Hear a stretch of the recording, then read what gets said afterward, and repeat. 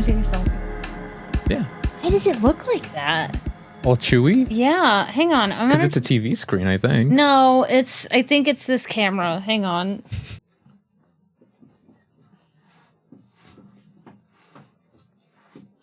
I look like Joe Dirt now. Oh my god, forget it. I give up. Whatever, who cares? I need us to look good on the internet. For our, I think we have like 7 subscribers now. So thank you to the 7 of you who have subscribed to our mindless ramblings. We love you. You're supporting our rent right now. We're living off the crumbs that you give us, that you allow us. I'm tired. Hello and welcome to episode 2 of the Ghoulery. I love this show. I wrote a lot of disjointed notes for this week, including hollow moon theory, which is a theory about the moon being empty inside, I guess, or like hollow, like those chocolate eggs. The ones that had toys in them and kids were eating them? Yeah, those are banned. Now they're not, I think. Well, they went through a whole redesign with them. That's why. They did? Yeah, so now when you open it, it's like one half is like a toy with a plastic film over it. So they're like, don't eat this, stupid. Yeah. The moon is a giant Kinder egg, apparently.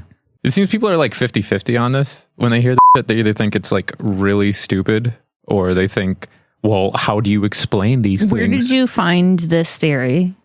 Did you find it on Reddit?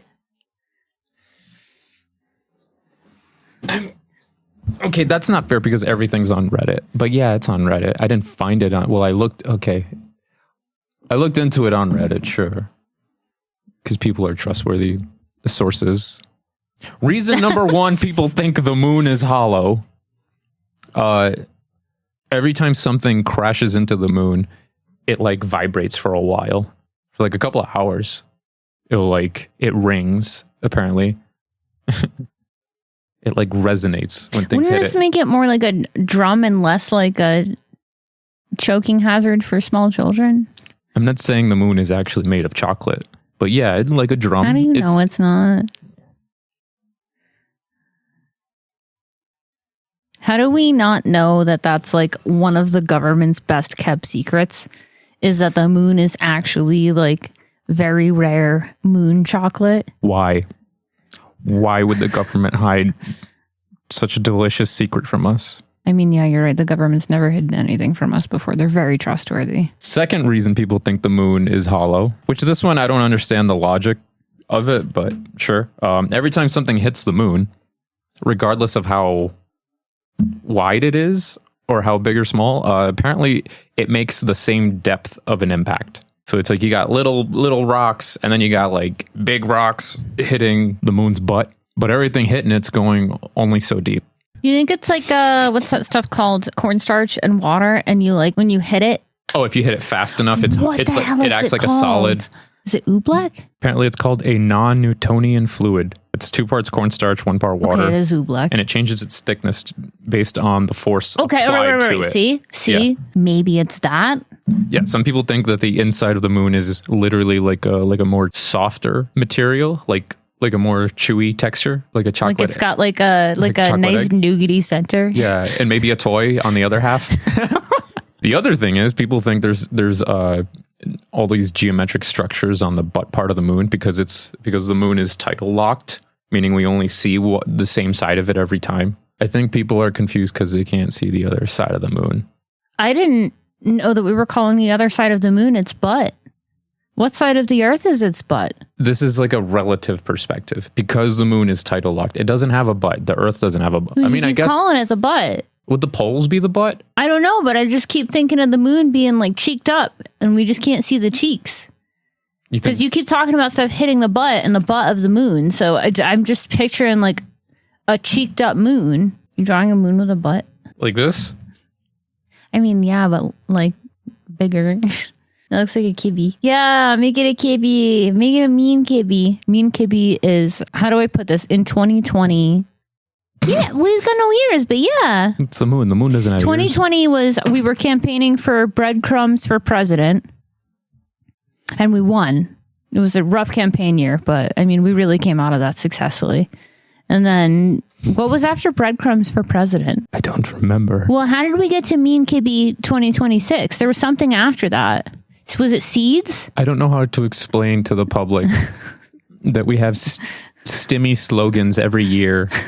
That we campaign for. Yeah. Whatever that means. Yeah. One year it was breadcrumbs for president 2020. Maybe it's because we were living in LA and it was like COVID time, so it was sleepy LA and people weren't going anywhere. So it's like we literally just had breadcrumbs to get by. So it was breadcrumbs for president 2020. How did that become birdseed? Every time we would pass by birdseed in Home Depot, you would point to it and say, snack? look, it's food for you because you're a bird. It's your favorite snack. No, Mean Kibby became Mean Kibby because we like to trash pick a lot out here because people throw away good trash all the time. We're trash schools. We are in fact trash schools. The second we moved out to Las Vegas, we became trash schools. We were casual trash schools back in Providence, but well, people throw out antiques back in Providence though. We were spoiled. And for anyone back home who's watching this, go trash picking because there's so many things that you can get in Rhode Island garbage that are like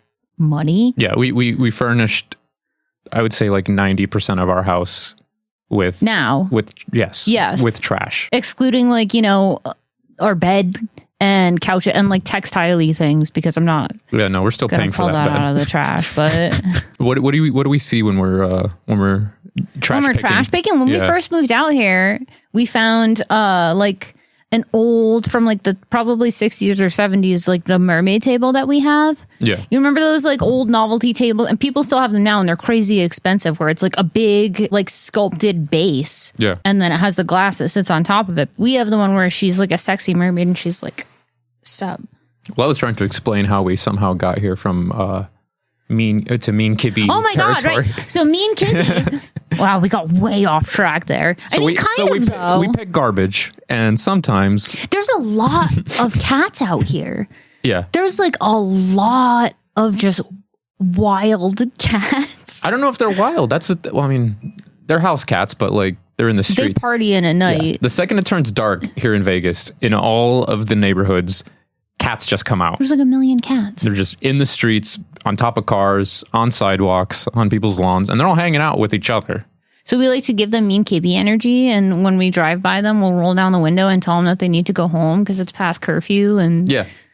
Your father's going to be mad. Go home. Yeah, we make sure all the kibbies go home. Jerry, what are you doing out here? You know you're not supposed to hang out with Steve. Sometimes they're like literally in the street and like they're so friendly, but they don't get out of the way. We have to Mean Kibby them. Yeah, and then we roll down the window and we go, ma'am, ma'am, ma'am, ma'am,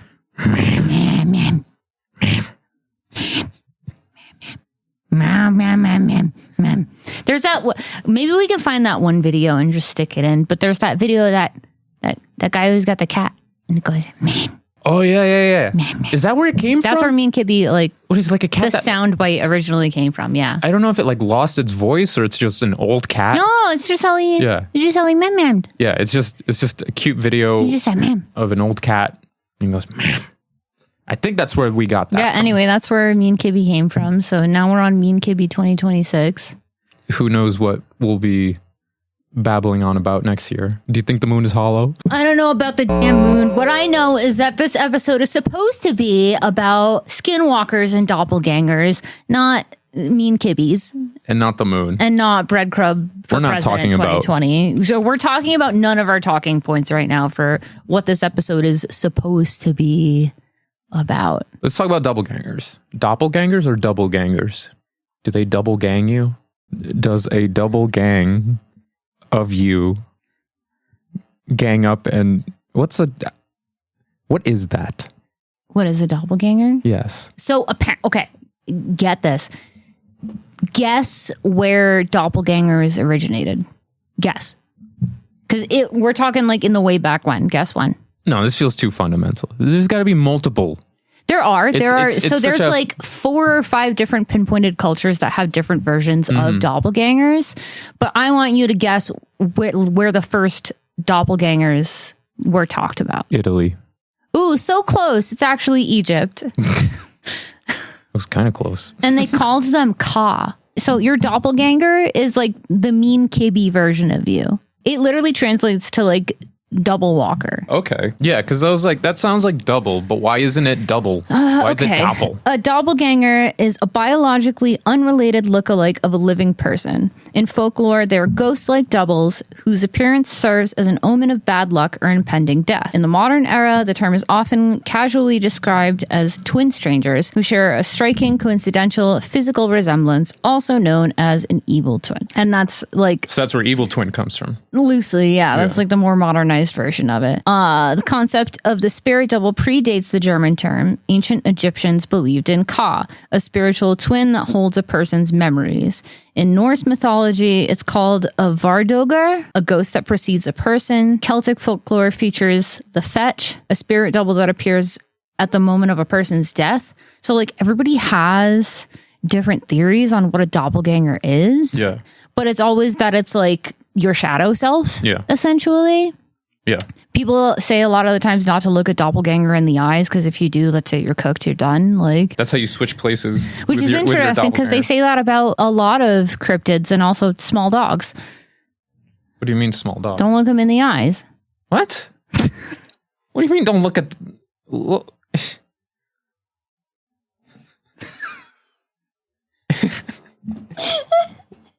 What happens if you look at a skinwalker dog in the eyes? Do you switch places with them? Is that how he gets you? Yes.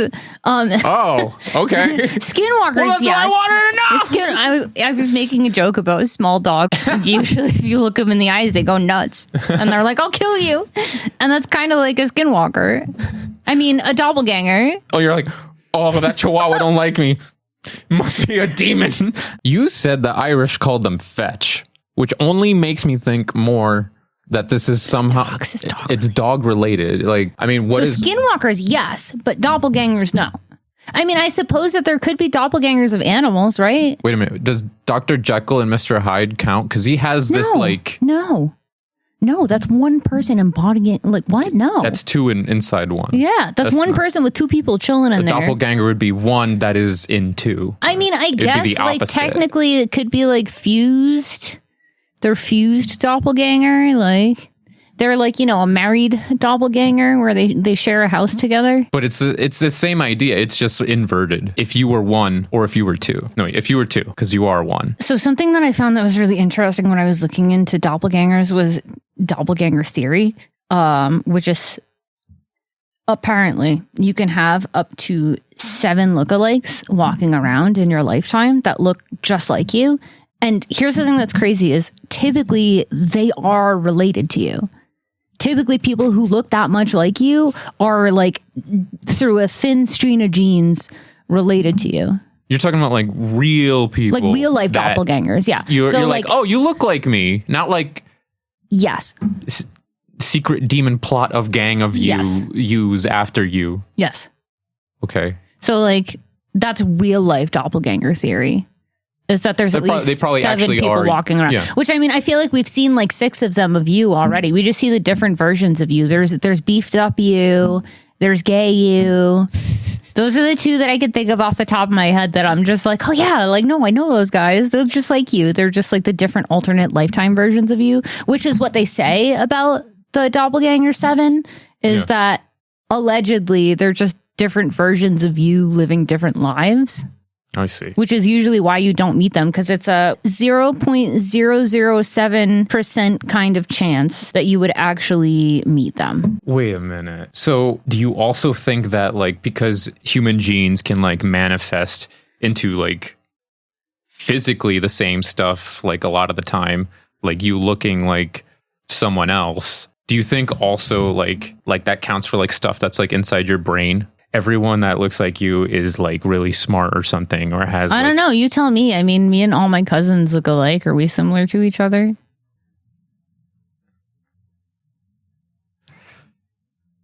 Y'all are loud. Y'all are like thank you. Doppelgangers are your dark twin, right? So they are a metaphysical embodiment of alternate you that is a dark version of you. The Doppelganger 7 is literally the reality grounded version of a doppelganger. That's the real life version of a doppelganger, is that there's at least 7 people at the same time on Earth as you that look like you.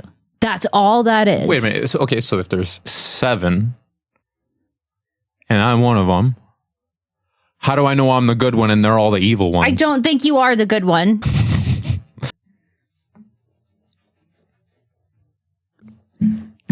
That's what's happening. So to get back to not scientifically grounded doppelgangers, but conspiracy doppelgangers, urban legend, spooky dooky doppelgangers, right? So not people who realistically, genetically look like you that are real in the world, but doppelgangers, like spooky, don't look them in the eye, they're going to take over your life doppelgangers, yes? Okay. I want to make sure that there's a clear line in the sand here. There could be another, person who looks like me, who also has my name, and is also. You have a cousin who has your exact name. You're already there, babe. Okay. Wait, then I am the evil doppelganger, Ghoulery. Honey, we already said that. Okay. What about the other 5? You're really caught up on this, and it's so frustrating. You can have up to 7. This is like the dumbest fact that I have about doppelgangers, and you just won't let it go. Listen, I prepared this week for the idea that there's 2 of me. You said there could be up to 7. You're pissing me off. You're pissing me off. I want cake. You want cake? Yeah. Okay. I need cake because you're pissing me off. I don't know how I'm pissing you off. Because I did all this research and I can't even talk about it because you keep talking to me about the same stupid stuff. I should have never wrote that down. Because it doesn't even equate to doppelgangers at all. And you're going to walk off. I'm done. I'm done with this show. I want to get back into doppelgangers because this last note that I have on them is like what actually describes doppelgangers. Yes. I have many questions. Okay.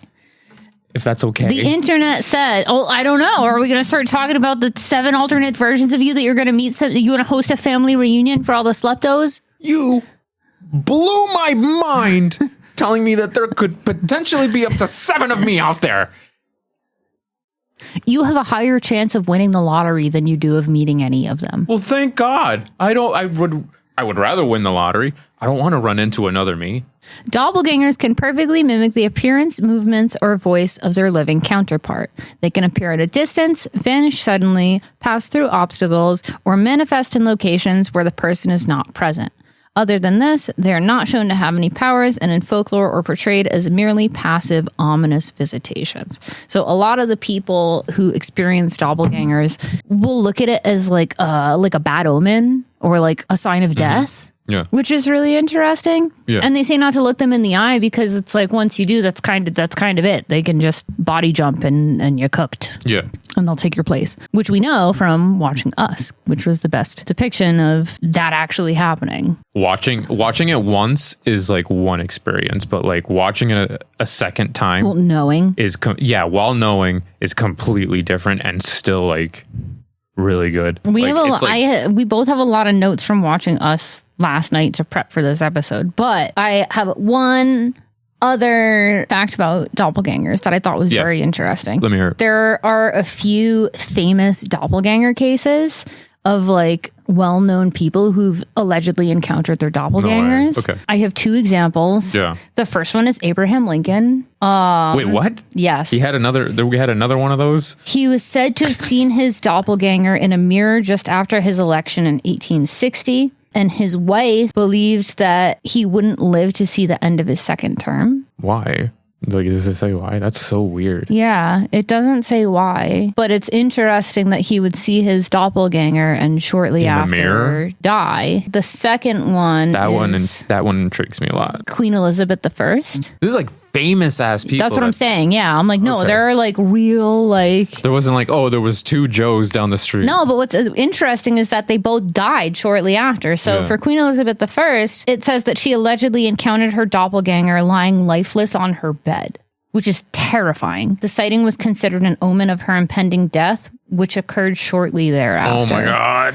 That's wild, dude. So technically when you think, again, to circle back to Us, like She did die shortly after being re-encountered with her doppelganger. If you watch the movie, it's crazy how many times they use mirrors and reflections. Like when she's like pressing her face into the table. Yeah, or when she's like telling her husband why about that night where she keeps referring to her as the girl. Yeah, to hear that like Lincoln like saw his like in the mirror. Yeah, like I get it. Like, oh, well, that's just his reflection. You probably saw two of him. Doppelgangers are something that really commonly come up to in the Appalachian. I think it's pronounced Appalachian.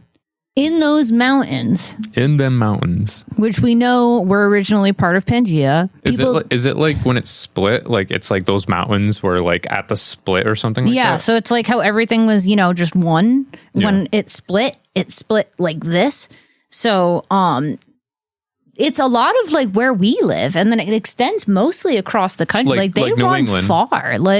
So the idea being because all this land is really old, that it holds like the old world magic or like old animals that have probably hidden for like thousands of years. Okay, so it goes like down. So it's in New York, Pennsylvania, Ohio, West Virginia, Kentucky, North Carolina, Tennessee, South Carolina, Georgia, Alabama, and Mississippi. How does it stretch so it runs that much? Down like that? Because it used to all be one mountain, but when everything shifted, it elongated it into what is now the United States. So it's the oldest mountains that we know in this country. So obviously there's going to be, cases of people talking about doppelgangers and sightings of doppelgangers. And one of the things that they say in the Appalachians is, if you hear something, no, you didn't. Yeah. Which is very interesting because that goes hand in hand with doppelgangers, where it's like, if you see them, no, you didn't. Yeah.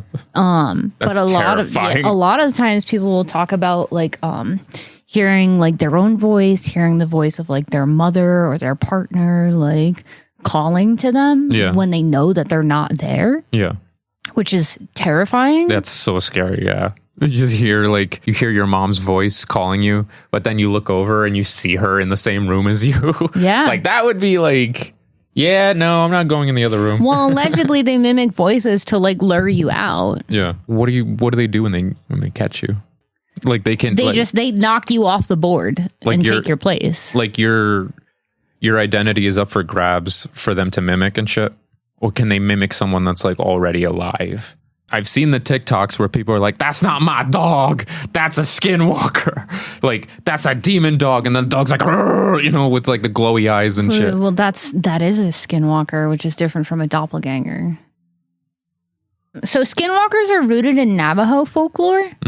And what I think is really interesting is that like they don't like to talk about it. Okay. They don't like to talk about it. That's interesting. They don't like to talk about it because they feel like by talking about it, you're like giving it power and welcoming it. The Navajo aren't the only people who have their own legends of skinwalkers. So do the Pueblo people, the Apache and Hopi. Skinwalkers, they're like bad witches. They're meanies. The Navajo believe skinwalkers were once benevolent medicine men who achieved the highest level of priesthood, but chose to use their power to inflict pain. So they're like dark bimbos. They like are fully capable of healing and doing good, but they've chosen the dark path. A lot of the times people relate it to Jedi's curses. It's like they can access strength through violence, but the Jedis don't think you should do that. They're good witches. They're good healers gone bad. When they're good, they're healers. When they're bad, they're witches. They know the way. They practice magic. Yes, but they go the wrong route with it. They can be coyotes, wolves, bears, foxes. Essentially, skinwalkers, in its native term that I don't remember the word for, translates to like four-legged. They're shapeshifters. They can be. They can be shapeshifters. So it's interesting because I found a lot of different answers for what skinwalkers are. Sometimes it said that it was people who would wear the pelt of animals because it was easier for them to traverse long landscapes and get to where they were going if they were disguised as an animal.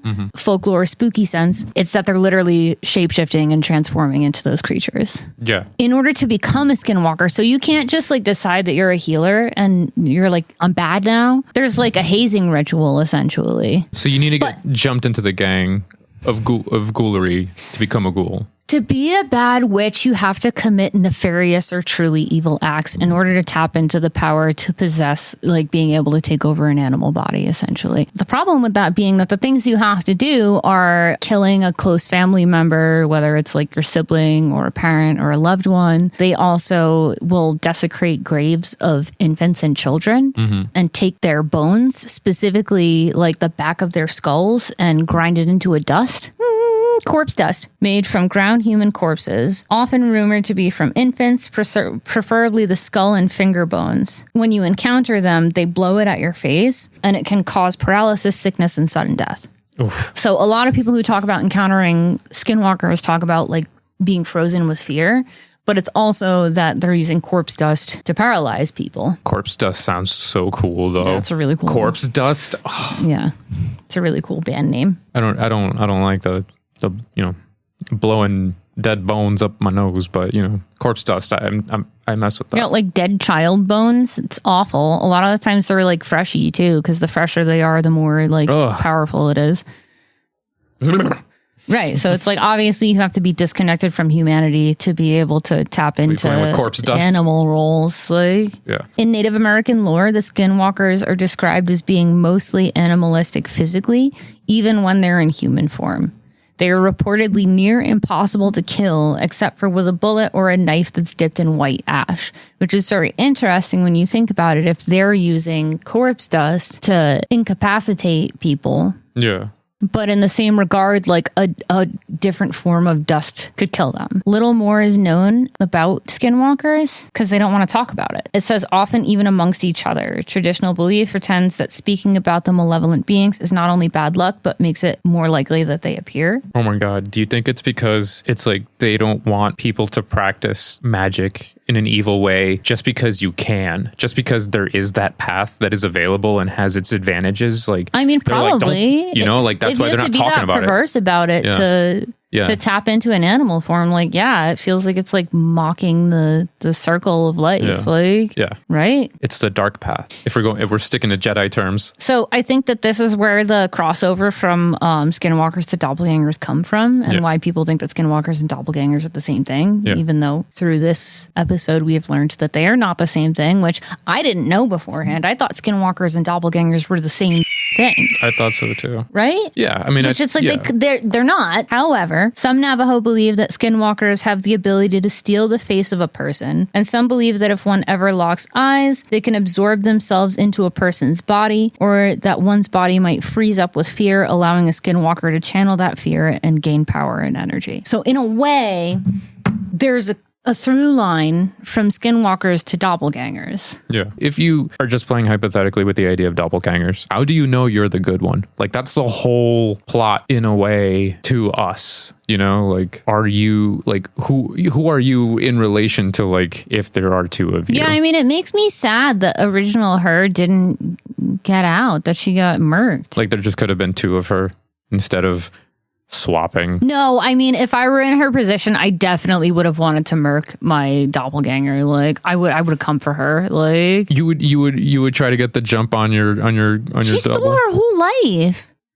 She stole her whole life and trapped her in that realm. Yeah. So she trapped her in a world of torture and pain and took her life from her. Yeah. She made her the shadow. But if you're watching the movie for the first time, your expectation is biased towards her being like just a protagonist. Sure. And like to a certain degree, even like for rooting for her, you kind of like the movie kind of sympathizes her a lot. It's like, look at her, she has all this and that. It's only obviously until the very end that like retroactively you have to view the movie differently. But up until that part, she is like a very sympathetic character, It's just but those last 5 minutes, what I mean? Right, but you have to consider that she I think that she's not acting this way out of I think there's a part of her that is motherly instinct and wants to protect her family and protect her children. Yeah. But I think more so is that she wants to protect the life that she's built for herself. Yeah. So that the real her doesn't take it away from her. Yeah. Like those kids are her kids. And as far and her son knows. He clearly knows at the end by the way crazy. He's looking at her. He's just like, you ain't my real mom, which is crazy because technically it is his real mom, but isn't his real mom. That's crazy that he knows though. I think it's because of the way the protagonist protagonist kills her other self, you know, like she's like grunting. When she's grunting, she sounds like the shadows who can't use I feel like voice. It's the last bit of that part of her dying in that room.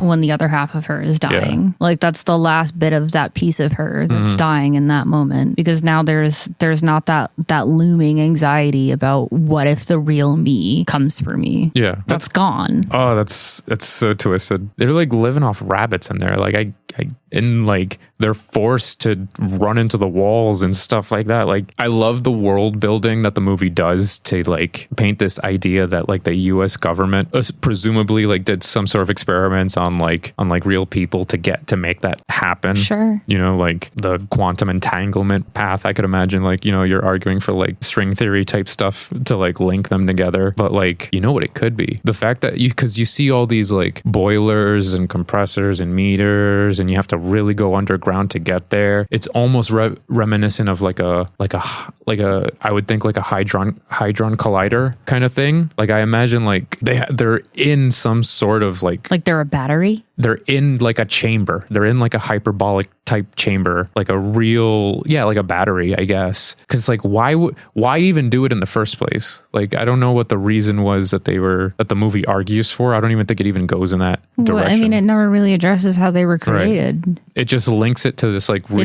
just are, and it just is. They link it to like the Hands Across America program that was a real thing, but it has obviously nothing to do. It was like it's like if someone linked a giant conspiracy to like Chuck E. Cheese. Yeah, but she was wearing that shirt when she got switched. It was under the Thriller shirt that her dad got for her. Yeah. So she was already wearing that shirt. It was a commercial she was watching when the movie opened, when she saw her reflection in the TV, which means that her mirror could have seen that because she experiences all the same things that she does. You're saying the actual original protagonist, the good self child, before she gets switched, was already wearing a Hands Across America shirt? That's what she wore to the carnival, and then her dad wins her the Thriller shirt, and they put it on over her Hands Across America shirt. Are we sure about that? Yes, because when we flash forward in time, and she has her handcuffed to the bed, and she takes her shirt to go back up to her real parents, she has the Hands Across America shirt on. I think that's the through line. So everyone that has a shadow self, it's like they're still in the program. They don't even know, like. That's why when she was like, oh, that's when they knew I was different, because she's the only one who was real in a society full of doppelgangers. The way that I understood it was like the Hands Across America thing was her seeing it as the only way for her to have a chance to get out. Because if she had a doppelganger and then she had a husband and then she had 2 kids, none of which she asked for, then it's safe to assume that all of America would have doppelgangers. So the best opportunity for her to actually find hers, overpower the rest of whatever's going on in the world, would be to strike all at once. I feel like they have to be some kind of battery now that you said that. I'm like, what? They have to be generating power, or like they have to be doing something, like maybe they got a benefit from like medical research from the experiment, but like they have to be doing something. It's too complicated. They gave them a food source. Even if it's an abandoned project, like the remaining food source, like I don't know. Well, bunnies reproduce in mass. So there's something which also feels like a metaphor for the doppelgangers themselves. Yeah. Is that it's just reproducing in mass. I also think that the Hands Across America is tied to her, like, because that's her last memory in the outside world as an adolescent is Hands Across America. But the facility gives them Hands Across America clothes. They all have that clothes in the facility. The facility has like memorabilia of that stuff, I think. I thought only she did. It's hard to say. I thought only she did. They did the Hands Across America thing, but that was something that she facilitated and like coordinated and organized. She did that. Yeah. That was her plan. That's such a crazy twist to use a charity like that as a horror movie plot, as like world building for a horror movie.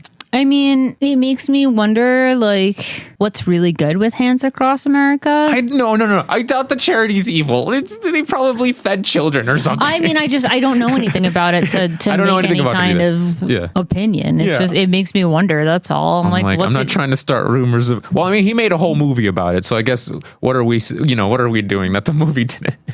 We're coming after a charity now. So I really like the idea of doing bad movie reviews with you, where we have to guess what the movie is off of the bad review. Okay, I got one. Okay, and you have one? Yeah. Okay, you should go first. So I'm just gonna blank out all the parts. Yeah. Of course, I'm gonna do the same thing. Okay. All right. So guess the movie from this review. Acting awful. Script, ridiculous. Entertainment value through the roof. I never watched this movie because it sounded so goofy and just dumb, which it sort of is. But when the blank rigged the old lady's automatic chair to fly up the stairs, I knew I was witnessing pure movie genius. The blanks are an unusually horror movie bad guy. Murder isn't even their main goal. They want to party, dude. They want to drink, smoke, throw popcorn, flash the bartender, gamble, steal cars. These guys are great to hang out with. They're kind of not. Except for the murder. Other than that, they're tons of fun. But murder is like the 5th or 6th thing on the list that they're trying to do. In fact, the murders are more by a product of them just because of the mayhem and chaos that is within them. And they're not actually cold-blooded killers. They're sort of charming, actually, and hard to hate. What movie is it? I have no idea. Can I have a hint? Well, there was a lot of hints in there. I got nothing. I have literally nothing. It's Gremlins. In Gremlins, they send a woman up the stairs on a chair. She has like that chair that I don't remember that. they throw popcorn at the movie theaters all the time. That I know, yeah. They kill not because they're terrible, but because they're partying, causing chaos, and, you know, like they said, flashing the bartender. I don't remember them flashing the bartender. They might have done it in the second one. I don't know. But I would have taken Gremlins 2 as a... No, I feel stupid. I was thinking like people, and I was like, who the hell is doing that? It made me think of what is it? Hot Fuzz. Yeah, yeah. I was like, or like Shaun of the Dead. Yeah, like I was like, oh, because it's like campy. Yeah, and it's a group of people. Campy deaths, like, partying, and there's like a bar. Yeah. And then I was like, but nobody was flashing. Like, that was a tough one. It's like a grandma. Like, all right, what do you got? What do you got? Hit me with it. Let me see if I'll do bad. I seriously can't understand the hype of this film. It felt so forced and unconfident in its script that it had to overblow itself with style. Very shitty style, may I add. Everything felt so lazy. This film fucking sucked. It was so exploitive and probably the cheapest filmmaking style I've seen in a while. It's like Rob Zombie making Halloween films and this director taking a stab at a blank adaptation. I can't give you that word. Okay. Although it's somewhat an original script, it did not feel authentic at all. That sound design was so ASMR inspired and very corny. The pacing was literal torture, and the film lacked any self-awareness while trying so hard to keep the audience's attention and give off the impression it was aware of itself. Dog water cinema. Dog water. Lowball art house throw up. Commodified and homogenized ideas taken from better quality pictures. This film and all the cringe TikTok film influencers praising it. The bar is so low and it's gross how contradictory the atmosphere around this film is. Is it the Frankenstein movie? Is it the new Frankenstein movie? No, that's a really good guess. I have another like bad one that I can read to you. Okay. Yeah, I don't have too many hints. I have to be careful how I read it. Somebody said, I absolutely agree. The film has no social commentary beyond the surface level. It uses blank to the point of asking myself at what point it's like, okay, we get it. And the movie starts to blank the main character themselves. The commentary is shallow at best. This movie makes no sense. How is she famous? How does she have a bank account or ID? The movie's happening in a skit like Dream World where all disbelief is suspended. People say the acting is great, but please watch the scene where she's talking to that one guy she knows from school that later asks on a date. The acting is awful. The body horror is the only aspect that is okay, but it's just flashy and gross for the sake of being gross. The ending makes no sense. Oh, I know what this is now. Oh, the secondary. The ending makes no sense. I know what movie. That's the substance. Yeah. That is the second. I was like, how long did you have to... The girlies who get it, get it. Did you have to dig to find a bad review of that movie? No, there's so many bad reviews. Think about how much people hate women. Of course people hate that movie. That's fucking nuts. That's nuts. That's crazy to me. Not surprising that both of those reviews were from men. That's horrible. Bad take. That movie was so good. I remember when we went to see it, I had no idea what we were going to watch. I didn't know what movie it was. I don't even remember. I didn't even explain it to you. I had just seen a lot of reviews from other like body horror people, which is my favorite genre. So I was like, we have to go see this right now because I had seen so many good reviews. I was like, we have to go. Yeah. No hints. We were like, let's go to the movies. I didn't even really know what it was about. I just saw the name, the substance coming up a lot, and a lot of people were talking about it. And I was like, it just passed the vibe check. Yeah. It was like immediately you knew it was going to be serious. Gagged. Like I left gagged, and like I had received enough water in a desert for like the next 10 years. Like I was like, I'm hydrated. I could keep going because this movie exists. Yeah.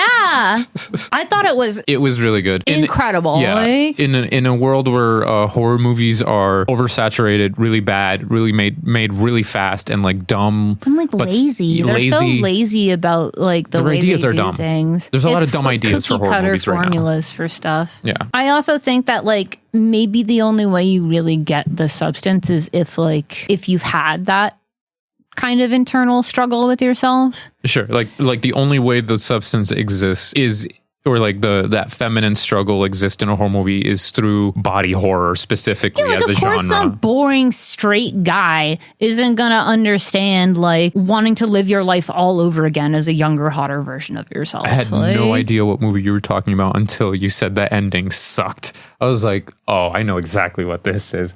Just because it's so wrong. It's so funny. But that's always the criticism. That's the most controversial part about it. Ending. And they're like, oh, she burnt the titty out of her eye. What's that about? And it's like, you don't understand anything. You don't get it. The metal music as there's blood just like a sprinkler at the audience. And then the perspective shots where they're just getting it. Yeah. And it doesn't stop. Oh my God. The dream overlays of like her spinning. Like it's just so nice. It's so good. Bad take. I guessed it. I win Ghoul Court. It's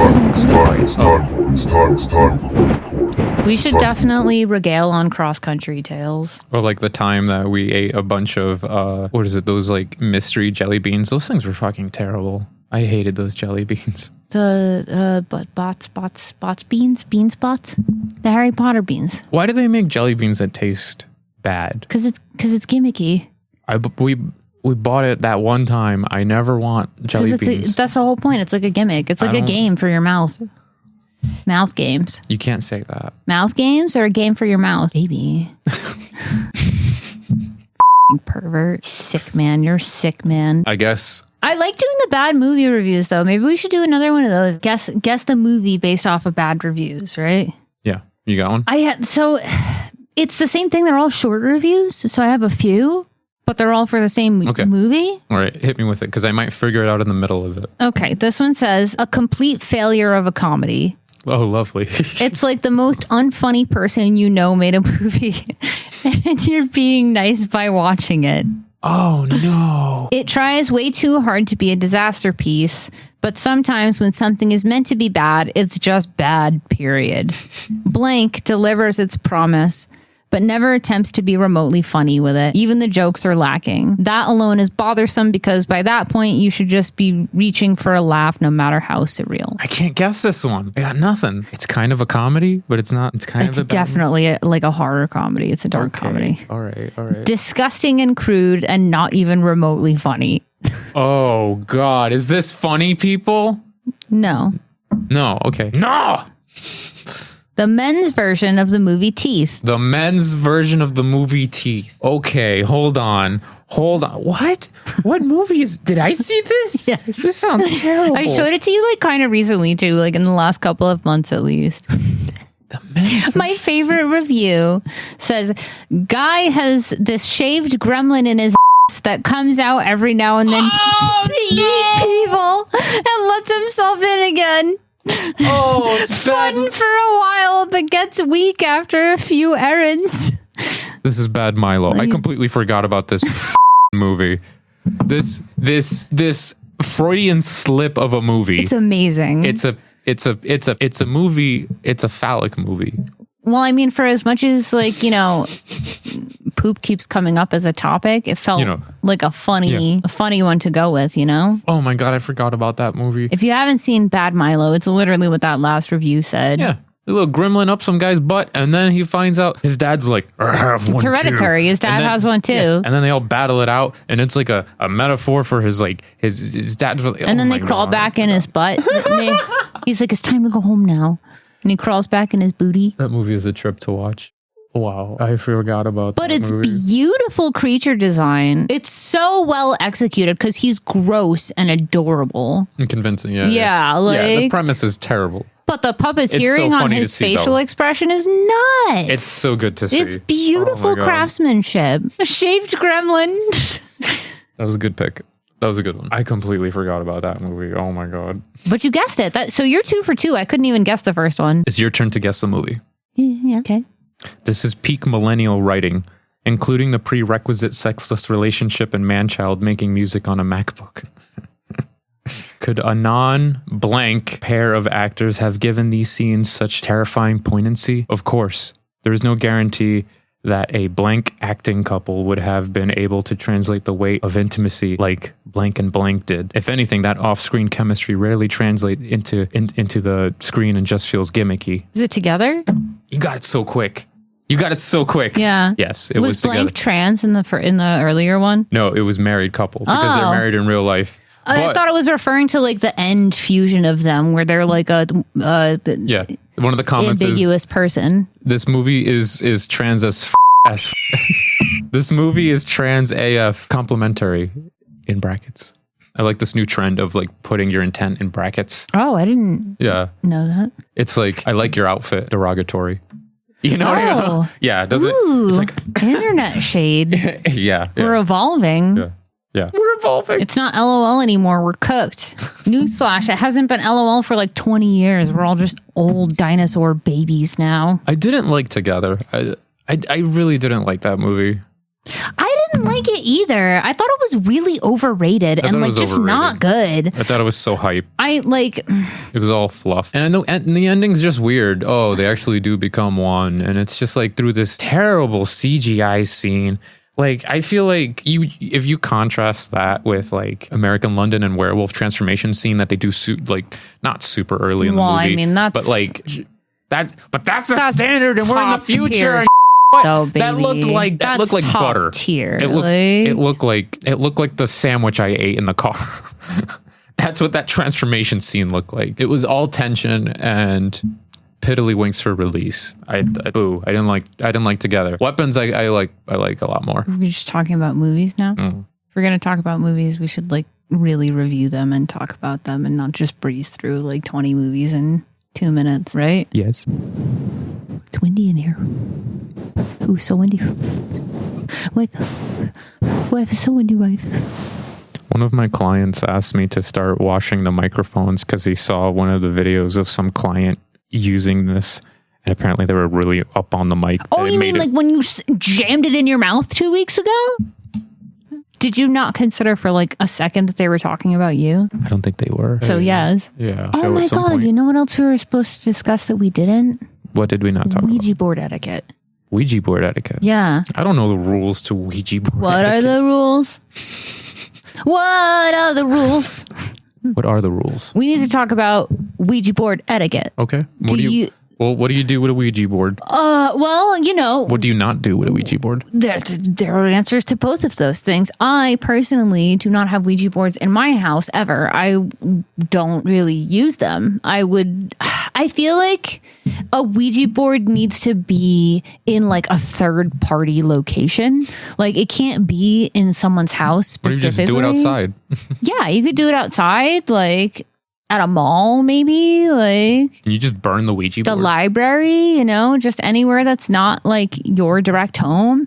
Because you sleep there and you don't want to like be arguing with spirits that are going to be like floating above your bed while you sleep, plotting against you, You want the ones that are in the library and can't leave the library. Or the like ghost girl of the 12-year-old stuck in Forever 21. Well, why can't they leave these places? I guess a ghost. Can't you just go through the wall? Like, why are they confined to like concrete? I mean, I guess that really wood? Like gets into like, what are ghosts? The metaphors for my issues with my father from childhood. Oh, there's a ghost of your past. I see. Yeah. I'm going to tell him that you said this. I'm going to take this video segment and I'm going to send it to him and I'm going to tell him that his son says that he is haunted because of his father.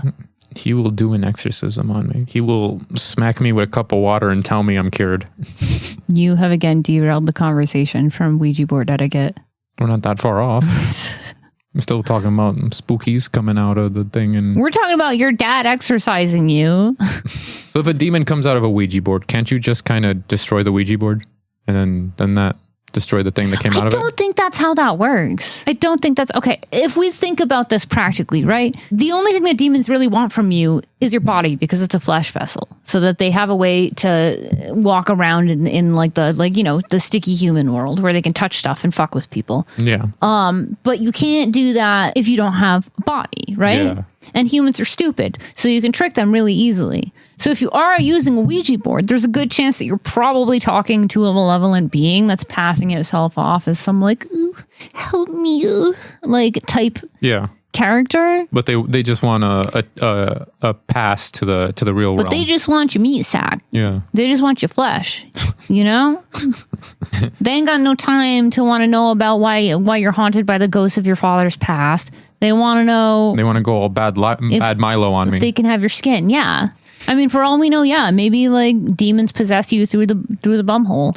If you did Ouija on your butt, yeah, portal. Like you shove the planchette in, or well, like you know how you can seal a demon in a box, and then like they're like, oh, put wax on it, and then lock it up, and it's like, oh, he's trapped in there. You do that with your butt.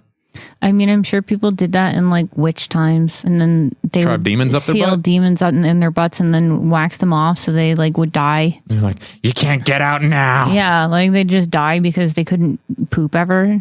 Well, they could go up, I guess. You poop out your mouth. Yeah. Yeah, they come out your mouth. Anyway, Ouija boards should never be in your home or your friends' homes. Use them in public spaces. Have a nice picnic with the girlies. Summon some spirits. Bring some cheese. I feel like bringing nosh and snacks is like really high on the list of Ouija board etiquette, both as like, you know, setting up like a little offering plate where you're like, here you go, baby, for like the spirits, but also like for you, so you can have some nosh together. If I got into like a street fight with someone, could I whip out a Ouija board and be like, oh, you want to go? And then I just start like doing disrespectful things to the Ouija board. I mean, it's typically frowned upon to use a Ouija board by yourself because you're much more likely to like I'll get them to hold be my a hand victim while of they do it. possession. You're like, come here, touch this. Come here, touch this. Whoa! Do this with me. Ask it a question. You're haunted. Send you home with something. But that's also a rule. Don't use it by yourself. I just wouldn't use it at all. I'm not. There has never been anyone who like used a Ouija board and was like, oh, that was a great idea. Yeah, I got some good stuff out of that one. I mean, it comes back to like doppelgangers and like not knowing like if you're the real one or the dark twin, where it's like, how do you know that if Ouija is something that you have to do with multiple people? How do you know if nobody else is just being a dick? Like, oh, they're just pushing the thing. yeah, like how can you really know? You can't. Yeah. So I mean, I guess that's a rule too. Is like don't be the head friend pushing. Don't be the pushing fake ghost. Don't be the planchette pusher. Like The planchette pusher. Yeah. you're also supposed to both greet and like exit when you're using a board. So like you're supposed to say hello and goodbye. You got to open the tab and close it. It's opening and closing the portal. Yeah. Because if you don't say goodbye, there's like it's the chance of like leaving that little fragment of time space. You leave a draft and then like you get a ghost bug in your house. I think my mom told me about a time when we were really little. I was like 2 or 3. So my brother was like probably a newborn baby or still in my mom. And she had friends over who were doing Ouija in the kitchen, which was like right across from my bedroom. You were doing Ouija in house? She was doing Ouija in the kitchen, yeah, with some friends. And I remember this is really vague. And she's going to watch this and she's going to be like, that's not what happened at all. But from what I remember her telling me, they were doing Ouija in the kitchen and they were talking to some spirit. Let's just call him Ed for the sake of this conversation. And the name of a demon. When they were talking to him, this is like the time of pagers, right? Mm-hmm. All their pagers went off with Ed on it. Oh no. Because they were like, haha, you're not real. Show me a sign that you're real. And all their pagers went off at the same time with this dude's name on it. That's so crazy. I love that like ghosts are always like messing with tech. They're like low-key hackers. Well, because it's energy. Do you think that's why they're able to do that? I think if everything's made up out of energy, including spirits that are just like bored hanging out in like energy pockets that they're stuck in, like of course they're going to mess with stuff. What else can they do? Yeah. It's like that episode of Futurama where Bender is like haunting Fry and he has to try and kill him. Yeah. To like be Bender again. Yeah. So he just like inhabits like the clippers and the blow dryer and stuff like that. Yeah. I love that crossover. It's spiritual in the tech world. It opens up the portal for like technomancy using like, there's a bunch of people that think that technomancy. People think that motherboard circuits are like ancient like demonic symbols, and when you're making a circuit board, the reason it works is because you've made like, I forgot what they're called, but it's like those like, you know, those summoning seals for demons to like, I see, you know, like they're just symbols. Like what you're making is like, I mean, they'd be doing their job. Think about it. Think about how far technology has come and how much people are slaves to technology. And that's exactly what demons would want. So it's working if that's really what it is. Yeah, I mean, from their perspective, it must be funny to just be seeing everyone's face, like, you know, like, yes, it's working. Have you ever, like, used a Ouija board? No, I will never use a Ouija board. No. You scared? Yeah. It's not my magic. But you've performed exorcisms on people. Yeah, technically. In public. I guess in public, more like in churches, you know, like with a group of people. That was like a normal thing. At a brewery that one time? At a brewery. Oh, I don't know if Julian actually had anything in him. But just in case. Just in case. I'm going to take care of that. Yeah. DrDemon.com. .com. Can you get a demon from the internet? Like, can you download a demon? Like on the dark web? Yeah, on the dark web. Can you download a demon from the dark web and then it's like in your house? I don't see why not. Dark web is scary. Oh my God. For a while, I was really into like mystery boxes on the dark web. Like it was like my internet obsession is like these people who would order mystery boxes from the dark web and they would always get shipped to like random locations. So like they would order these, not know what's in it. And people pay like thousands of dollars for these mystery boxes. And like sometimes they would literally just be full of poop, like, and broken glass. That's like, what I was gonna say. Like the only ones I've seen, it's like I've paid $100 for a mystery box. No, and they get like newspaper like ripped up that like a bird. It's just garbage. I've seen like a couple that were like really like scary. Like they should probably called the police afterwards. Scary. If you get one and it's a flash drive, yeah. Well, that was one that I saw. One that I saw was like a person got like a teddy bear. And they paid like $500 for it. And it was just like a little white teddy bear. And they were like, really? Okay. And like, they started like squeezing it because they were like, well, maybe it's dark wop. Maybe something's in it. What's inside that teddy bear? And they ripped it open and they found a USB inside. And when they put the USB in, it was like really nasty stuff. No. Like it was really nasty stuff. Don't get mystery boxes from the internet. No, even if it's garbage, it's a bad idea. There was one that I saw where it definitely seemed like a serial killer mailed someone their trophies. What did they get? Hair and teeth. The only people who should be collecting hair and teeth are your parents and maybe the dentist, although I don't know why. What does he need my hair for? Maybe just one of those. Actually, why does he need the teeth? Can I take that home? What are you doing with it? They probably stink. I don't think the dentists keep your teeth. It's really gross. I mean, now they are. They're taking people's back molars because apparently they're full of stem cells. You're full of stem cells.